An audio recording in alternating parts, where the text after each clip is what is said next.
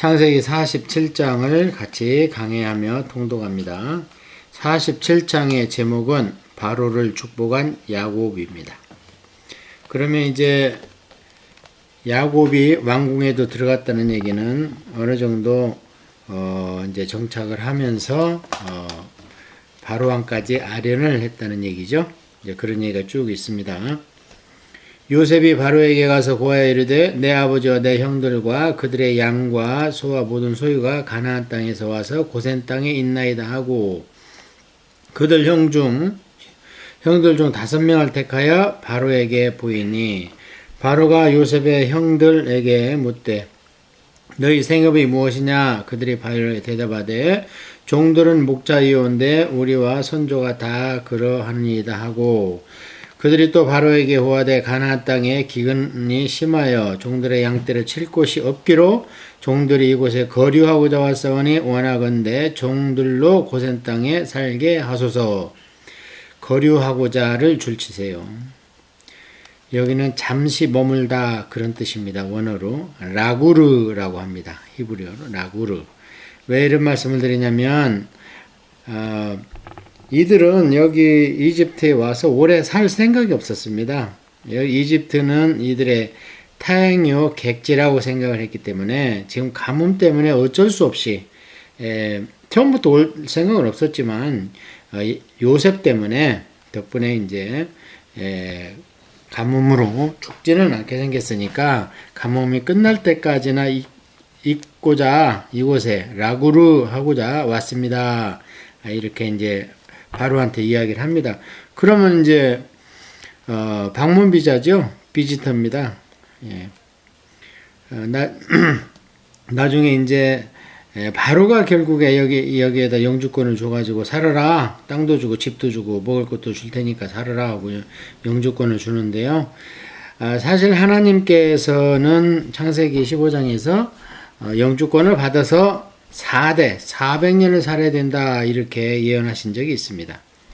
바로가 요셉에게 말하여 이르되 내 아버지와 형들이 내게 왔은즉 애굽 땅에 내 앞에 있으니 땅의 좋은 곳에 내 형들과 내 아버지와 내 형들이 거주하게 하되 그들이 고센 땅에 거주하고 그들 중에 능력 있는 자가 있거든 그들로 내 가축을 관리하게 하라. 예, 거주하게 한다. 이게 영주권을 주겠다 그런 뜻입니다. 그러니까 거류로 온 게 아니고 거주를 하라. 요셉이 자기 아버지 야곱을 인도하여 바로 앞에 서게 하니 야곱이 바로에게 축복하매 바로가 야곱에게 묻되 네 나이가 얼마냐? 그래서 바로를 축복한 야곱이라는 소제목을 쳤습니다. 지금 만나자마자 축복을 하고요. 또 이제 헤어질 때 또 축복을 합니다. 그래서 여기 지금 대제국의 왕이 시골 노인 할아버지한테서 축복을 받습니다. 축복 기도를 받아요. 자, 그런데 이렇게 축복 기도를 하는 것은 배경에 벌써 이 아버지가 믿는 여호와 하나님이 어떤 분이라는 것을 요셉을 통해서 바로가 알고 있습니다. 그래서 바로가 지금 무슨 여호와의 신앙인으로 개종했다는 얘기가 아니고요. 바로는 다신하고 이방이고 우상숭배자입니다. 그런데 축복한다는 애들 싫다고 할 수가 있어요? 할 리가 있어요? 그런 큰 신이면 축복하면 얼마나 좋겠나 이러겠죠. 나중에 이제 페르시아 고레스 왕도 그렇습니다. 나를 위해 축복하고 내 왕궁과 내 자녀들을 위해서 좀 축복을 좀 하도록 하라 이렇게 얘기를 합니다. 그래서 이제 하나님의 복이 바로에게 임했는지 어쩌는지 모르겠습니다. 이미 이제 요셉을 통해서 바로가 살아나고 왕권이 공고히 되고 국력이 강화되고 이게 이미 복은 받았죠. 그런데 이제 보자마자 대뜸 네 나이가 얼마냐? How old are you? 이게 묻는다는 겁니다. 그러면 이게 과연 나이를 말하겠는가? 그래서 이제 원어적인 의미로는 형편이 좀 어떠신가? 이렇게 오래 살면서 좀 어떻게 오셨는가? 이게 뭘로 씨줄 날줄로 이제 엮었다 이런 뜻입니다. 그러니까 나이가 우리가 그냥 먹는 게 아니고요. 시간과 공간이 흐르면서 역사를 써나가면서 우리가 나이를 먹는 거 아닙니까? 이제 그런 투로 물어봤어요. 그러니까 나이만 딱 말하지 않고 자기 일생을 이야기하는 거 아닙니까? 야곱이 바로에게 이르되 내 나그네의 길이 세월이 130년이니이다. 내 나이가 얼마 못 되니 우리 조상의 나그네의 길에 연주에 미치지 못하나 험악한 세월을 보내었나이다 하고, 예, 이런 뜻입니다. 나이가 얼마냐 해서 몇 살이요? 이런 걸 물어본 게 아닙니다. 어떻게 살아오셨습니까? 뭐 이런 얘기인데요. 그러니까 이제 아브라함은 175세고 아버지는 180세고 그런데 여기는 이제 130세거든요. 그런데 완전 할아버지 같아요.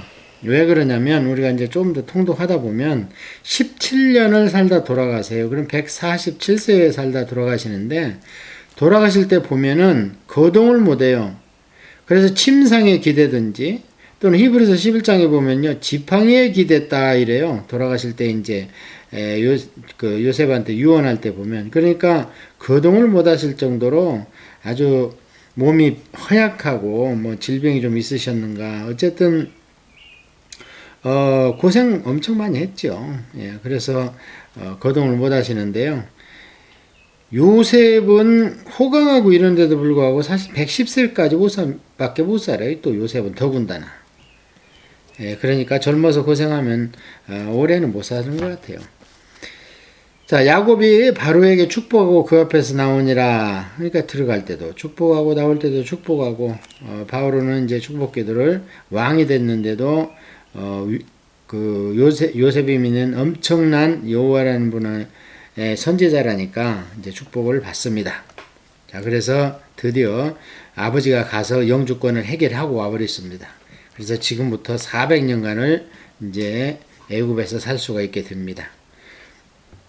요셉이 바로의 명령대로 그의 아버지와 그의 형들에게 거주할 곳을 주되 애굽의 좋은 땅 라암셋을 그들에게 주어 소유로 삼게 하고, 그러니까 이제 라암셋도 고센 그 지방인데요.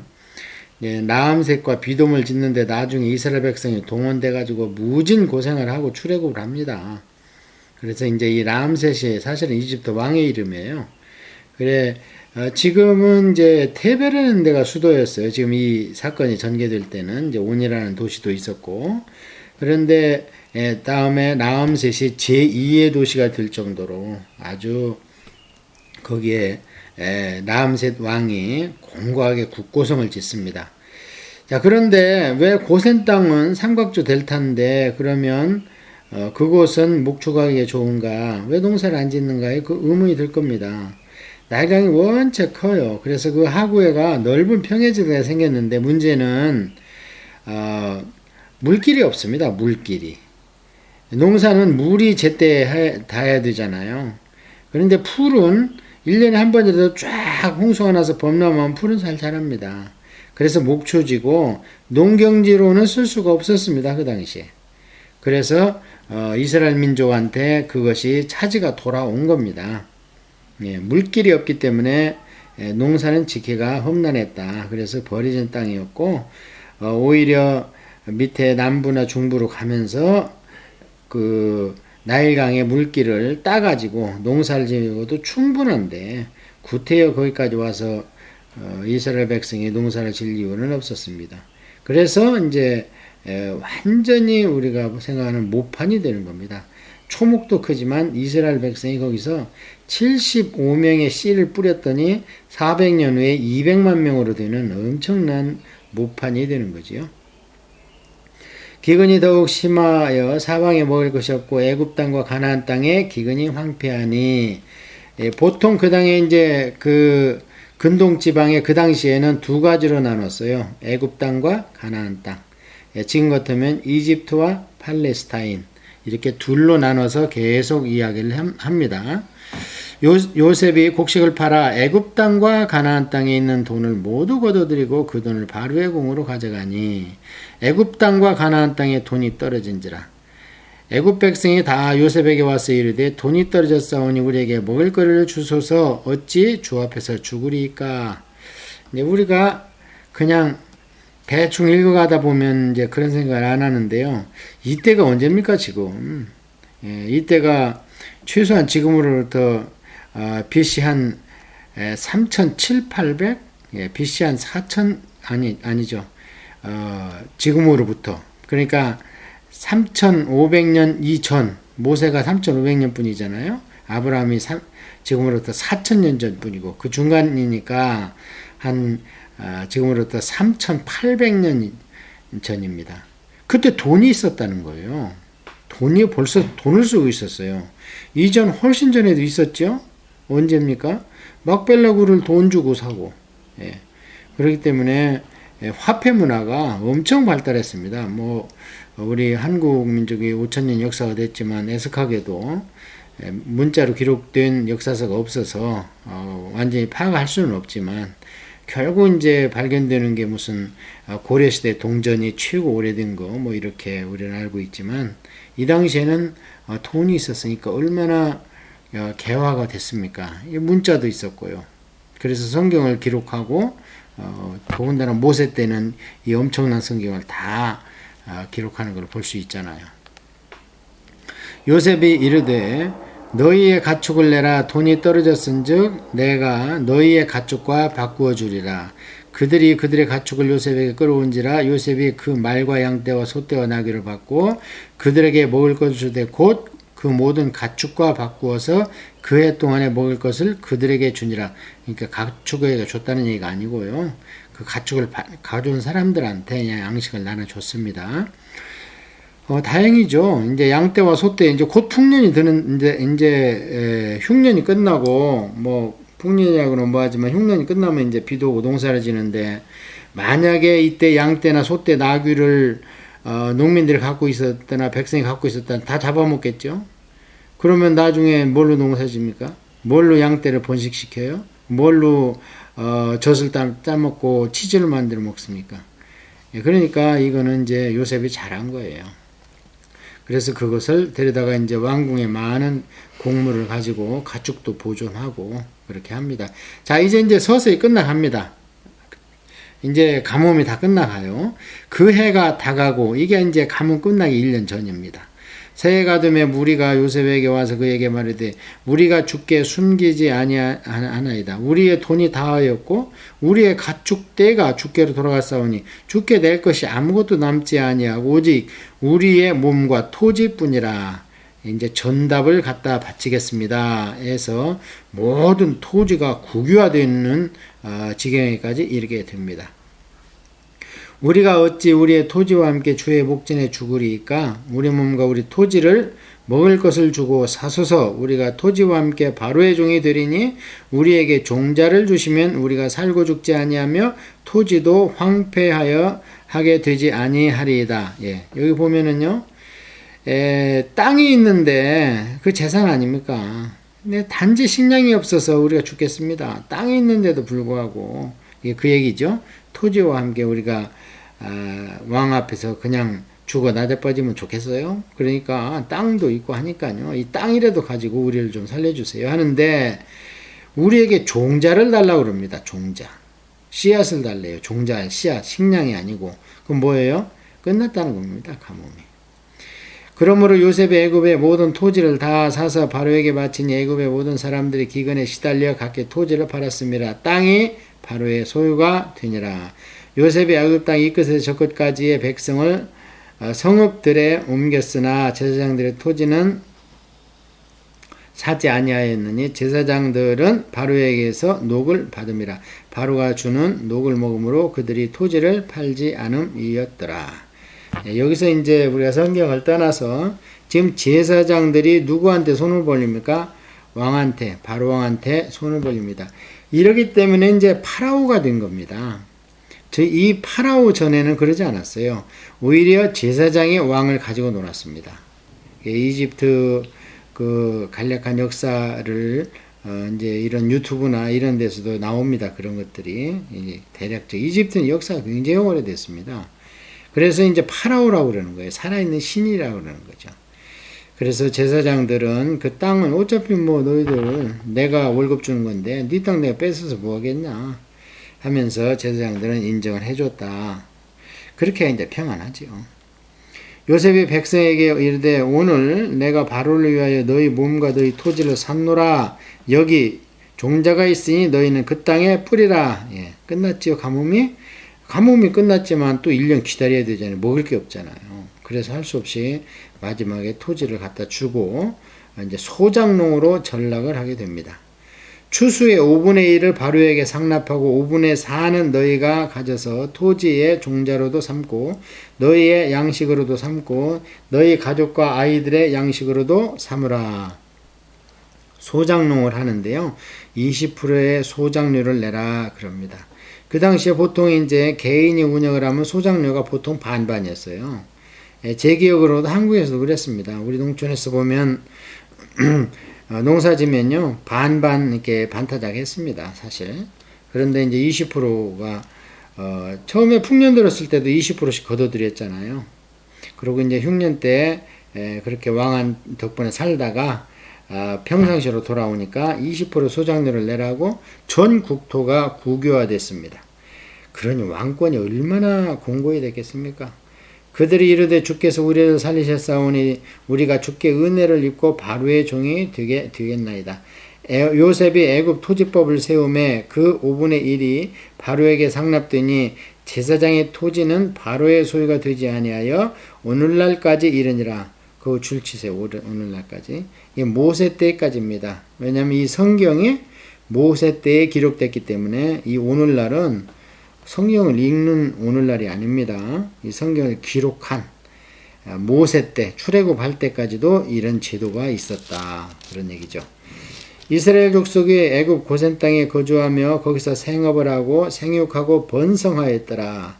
400년에 200만으로 불어났더라. 그런 말씀이에요. 야곱이 애굽 땅에 17년을 거주하였으니 그의 나이가 147세라.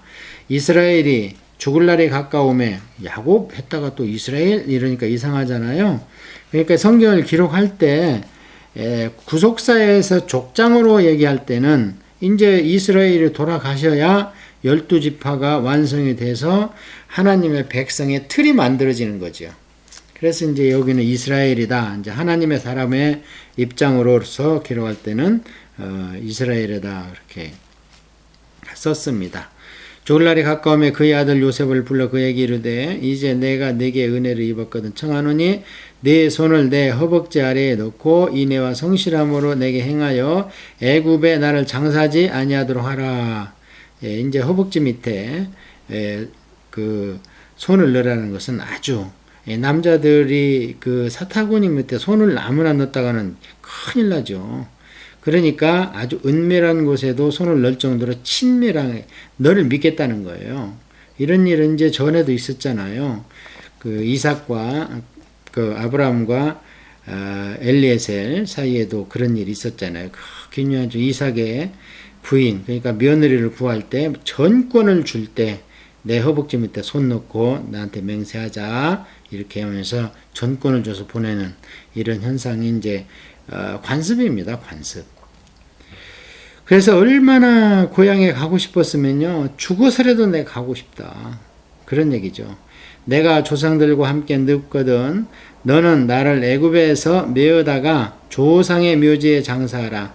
요셉이 이르되 내가 아버지의 말씀대로 행하리이다. 드디어 장자가 됐지요. 보통 이거 이제 맏아들한테 큰 놈을 불러다 앉혀놓고 해야지 그 큰 놈이 원변이 서가지고 그 아버지의 유언을 이행할 텐데 여기서는 지금 뭐 해봐야 소용없죠. 요셉이한테 딸렸죠. 모든 게. 그래서 요셉이 장자권이 있다는 겁니다. 육적 장자권이 있다는 겁니다. 조상의 묘지는 그 줄치고 막벨라굴입니다. 현재 이 막벨라굴에는 아브라함과 사라가 모셔져 있고요. 그 다음에 이삭과 리브가가 모셔져 있고 레아가 이미 거기에 모셔져 있습니다. 지금인지 어쩐지는 모르겠어요. 왜냐하면 레아에 돌아가신 건 안 나오죠. 그런데 이제 나중에 보면 레아도 그곳에 있다 그래요. 창세기 50장에 이제 장사 지낼 때 보면 일부러 총리가 몇 달 휴가를 내 가지고 아버지를 글로 모시고 가고 구걸 하는 것을 애곡하는 것을 볼 수 있어요. 야곱이 또 이르되 내게 맹세하라매 그가 맹세하니 이스라엘이 침상머리에서 하나님께 경배하니라. 히브리서 11장에 이제 믿음장에 보면 21절에 지팡이에 의지하여 하나님께 경배를 그래요.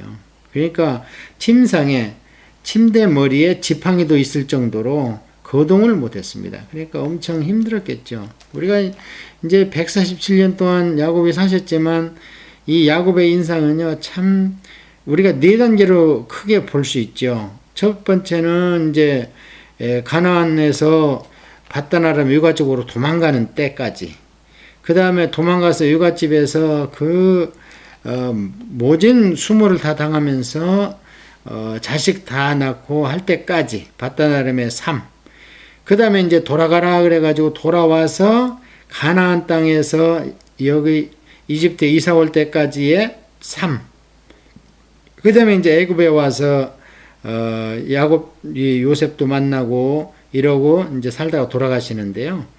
가나안 땅에서 한 77년 살다가 총각이었어요. 77년간. 바단 아람으로 가서 한 20년 살았다고 그러잖아요. 그러더니 이제 가나안에 돌아와서 계산해 보니까 한 33년을 살았습니다. 그러다가 흉년 만나고 요셉 잃어버리고 막 이 난리를 피다가 요셉을 만난 뒤에 17년밖에 호강을 못해요. 예. 그러니까 이 땅의 삶이 다라면 야곱의 삶은 복받은 삶이 아니죠. 예. 그런데 이제 위대한 족장이요, 이름도 이스라엘을 바꿀 정도로 하나님께 인정받은 믿음의 용장 아닙니까? 그러니까 천국의 삶이 더 영화롭겠죠. 이런 분들은 훨씬 영화롭겠죠. 자, 이렇게 해서 47장은 바로에게 축복한 야곱, 이렇게 해서 전문을 한번 강의하면서 통독해 봤습니다.